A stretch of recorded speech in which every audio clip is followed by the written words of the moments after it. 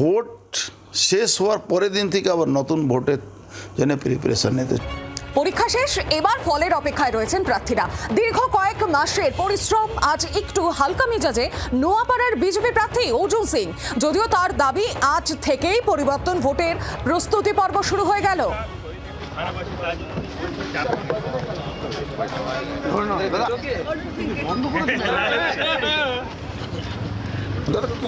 Plan রয়েছে, vote তো শেষ হয়ে গেল, কালকে ভোট হলো। 1.5 মাস ধরে প্রত্যেকটা কর্মী অক্লান্ত পরিশ্রম করেছে। একটু রিল্যাক্স মোডে আজকে সবার থেকে রিপোর্ট নিচ্ছি, একটু চায় টায় খাওয়া হচ্ছে, গল্প হচ্ছে।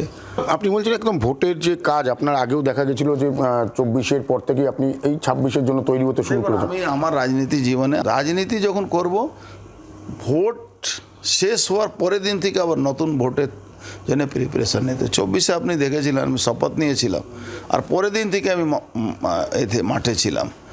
আর তারই প্রতিফলন আজকে 7টা সিটি আমরা জেতার জায়গা পৌঁছে গেছি। তো আগামী 2029-এ জেতার আর 2031-এ জেতার জন্য এই প্রিপারেশন আজ থেকে আমাদের শুরু হলো।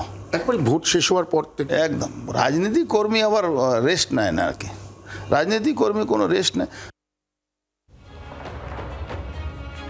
আমরা শুনলাম অর্জুন সিং এর বক্তব্য। ভোটের পরে রিল্যাক্স মোডে এবার অর্জুন সিং, নোয়াপাড়া বিজেপি প্রার্থী।